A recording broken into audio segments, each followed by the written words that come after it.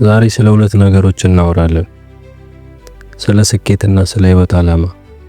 እነዚህ ቃላት ብዙ ጊዜ ይነገራሉ፣ በየመንገዱ፣ በየመጽሐፉ፣ በየመድረኩ። ሁሉም ሰው ስኬታማ መሆን ይፈልጋል። ሁሉም ሰው የህይወት ዓላማን ይሻል። ግን በእርግጥ ምንድናቸው? አንድ ሰው ስኬት ሲል ምን ማለቱ ነው? በአብዛኛው ሰዎች ስኬትን የሚለኩት በውጫዊ ነገሮች ነው። ትልቅ ቤት፣ ውድ መኪና፣ ብዙ ገንዘብ፣ ከፍተኛ ቦታ። እነዚህ ሁሉ ስኬት አይደሉም። እነዚህ ነገሮች ህይወትን ቀላል ሊያደርጉ ይችላሉ፣ ምናልባትም ምቾት ይሰጡ ይሆናል። ግን ስኬት የሚለው ቃል ጥልቅ የሆነ ትርጉም አለው። ብዙ ሰዎች የህይወትን ሙሉ ትርጉም ከውጫዊ ነገሮች ጋር አያይዘዋል። ብዙ ገንዘብ ካላቸው ደስተኛ ይሆናሉ ብለው ያስባሉ። ከፍተኛ ቦታ ላይ ከደረሱ የተሟሉ ይሆናል ብለው ያምናሉ። ግን ይሄ እውነት አይደለም። ብዙ ገንዘብ ያላቸው፣ ትልቅ ቤት ያላቸው፣ ከፍተኛ ቦታ ያላቸው ስንት ሰዎች ጭንቀት ውስጥ እንዳሉ ታውቃላችሁ? ምን ያህል ሰዎች በውስጣቸው ባዶነት እንደሚሰማቸውስ? ስንት ሰዎች ያለ መድኃኒት መተኛት እንደማይችሉስ? ይህ ስኬት ሊሆን አይችልም። አንድ ሰው ገንዘብ ካገኘ በኋላ ደስተኛ እንደሚሆን ተስፋ ያደርጋል። ነገር ግን ብዙ ገንዘብ ካገኘ በኋላም ደስተኛ ካልሆነ ምን ሊሆን ይችላል? ገንዘብ ደስታን አይገዛም ይላል። ይህ እውነት ነው። ገንዘብ ደስታን አይገዛም። ነገር ግን ገንዘብ ከሌለ ገንዘብ ቢኖረኝ ኖሮ ደስተኛ ሆን ነበር ትላለህ። ይህ አእምሮ ማጭበርበር ነው። ስኬት ማለት የውስጥ ሁኔታ የተረጋጋ፣ ደስተኛና የተሟላ መሆን ነው። ምንም እንኳን ውጫዊ ሁኔታዎች ምንም ቢሆኑ የምትፈልገውን ነገር ለማሳካት የምታደርገው ጥረት ፍሬ ሲያፈራ፣ ውስጣዊ እርካታ ሲመጣ ነው። ያኔ ነው ስኬት። አሁን ደግሞ እስኪ ስለ ህይወት ዓላማ እንነጋገር። ይህ ደግሞ ሌላ ትልቅ ጥያቄ ነው።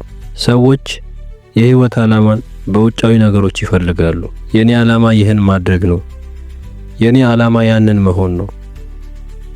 የህይወት ዓላማን ከየት እንደምታመጣ እርግጠኛ ካልሆንክ የሌላ ሰው ዓላማ ተሸካሚ ልትሆን ትችላለህ። የህይወት ዓላማ ተፈጥሮን ማወቅ ነው። አንተ ማን እንደሆንክ፣ ህይወት ምን እንደሆነች። ይህንን ሳታውቅ ምንም ነገር ብታደርግ ትርጉም አይኖረውም። ገንዘብ ማግኘት፣ ቤተሰብ መመስረት፣ ስልጣን መያዝ፣ እነዚህ ሁሉ የህይወት ክፍል ሊሆኑ ይችላሉ። ግን እነሱ ራሳቸው የህይወት ዓላማ አይደሉም። ብዙ ሰዎች በህይወታቸው ውስጥ የሆነ ነገር ለማግኘት ይሯሯጣሉ። ሲያገኙት ደግሞ ይደክማሉ፣ ሌላ ነገር ይፈልጋሉ። ይህ ለምን ይሆናል? ምክንያቱም የሚፈልጉት ነገር በውጫዊ ነገር ውስጥ አይደለም ያለው።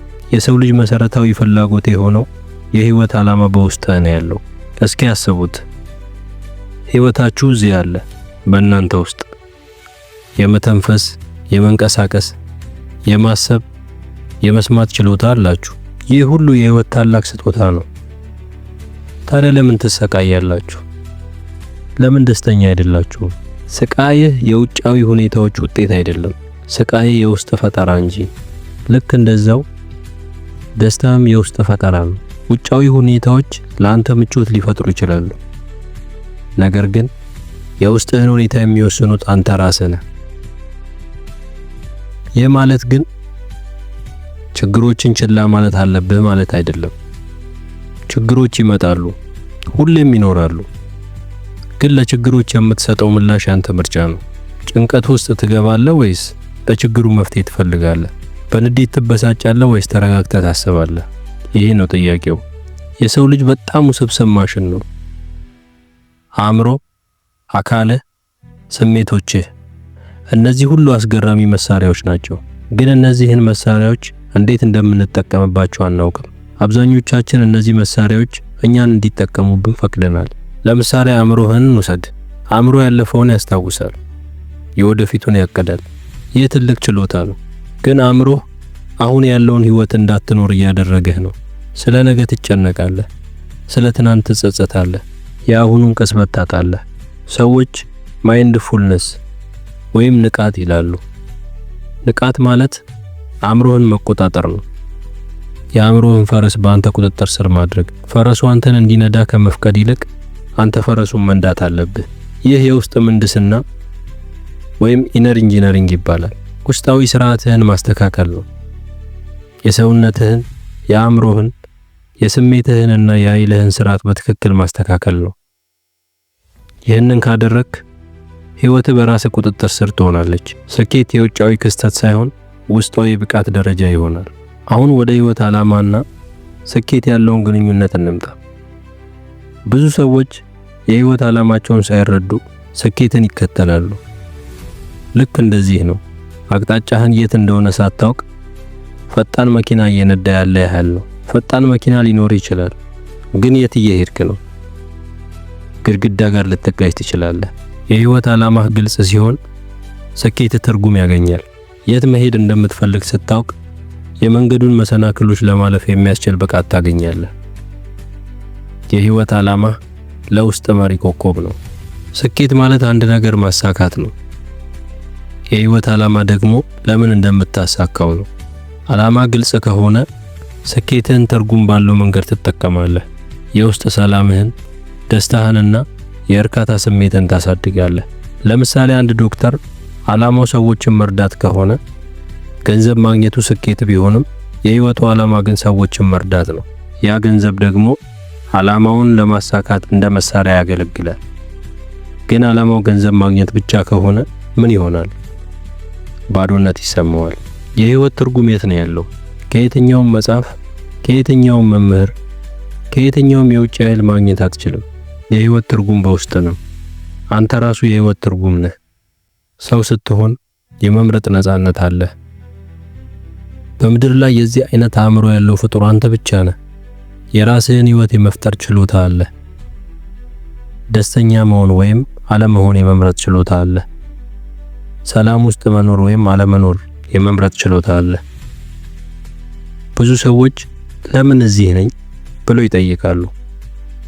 ይህ ጥያቄ ሳይንስ ነው። መልሱ በራሱ ህይወት ውስጥ ነው። ህይወት ማለት መተንፈስ፣ ህያው መሆን ነው። በቃ ይህንን መሰረታዊ የህይወት ማንነት ማጣጣም ስንችል የህይወት ዓላማ ይገለጽልናል። የመኖር ጥበብ ቀላል ነው። አእምሮህንና አካልን በአንተ ቁጥጥር ስር ማድረግ፣ ያለፈውንና የወደፊቱን ሳይሆን የአሁኑን ቅስፈት መኖር። ይህንን ካደረክ የምትሰራው ማንኛውም ነገር በራሱ ስኬት ይሆናል። አንተ ደስተኛ ስትሆን የምትሰራው ማንኛውም ነገር ስኬታማ ይሆናል። ምክንያቱም ደስታ የስኬት መገለጫ ነው። ስኬት የደስታ መገለጫ አይደለም። አብዛኛው ሰው ይህንን ይደባልቀዋል። እናንተ ወጣት ሰዎች ስኬትን በውጫዊ ነገሮች አትፈልጉ።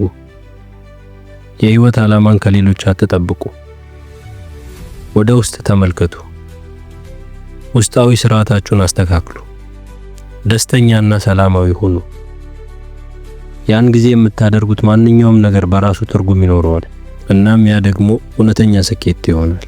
ህይወታችሁን እዚህ የመጣችሁት ያለ ዓላማ አይደለም። ህይወታችሁ እዚህ የመጣችሁት ለከፍተኛ ዓላማ ነው።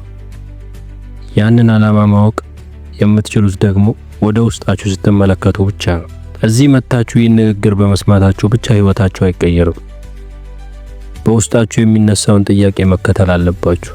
ለመለወጥ መሻት፣ ለለውጥ ክፍት መሆን። ምርጫው እናንተ ነው። ወይ ህይወታችሁ እንዲገፋፋ ትፈቅዳላችሁ ወይም ደግሞ የህይወት ፈጣሪ ትሆናላችሁ።